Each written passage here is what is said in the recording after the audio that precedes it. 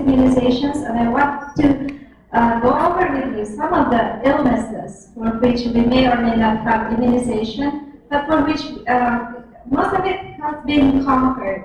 But some of it is still very, very scary because as you can see, some of the examples that I have written, they are really lethal. And if I tell you right now that this person here has the SARS, and I think all of you know what SARS is, then you will be running out of this place as fast as you can and trying to get to your doctors to get treatment.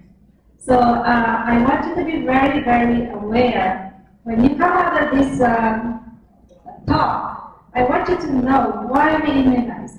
It's not a matter of inconvenience. It's not a matter of you going there, just forcing your very reluctant baby or even yourself and saying, hey, I need to go and get my shot because my doctor says so, or because the nurse in the school says my son or daughter needs this shot. But I want you to understand why we do it.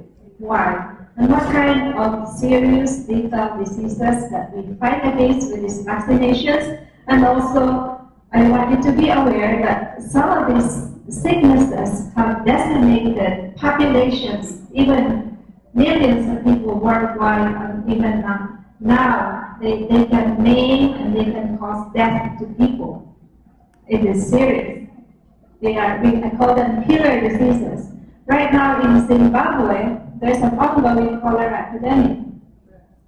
57,000 people right now are sick, and already 3,000 have died.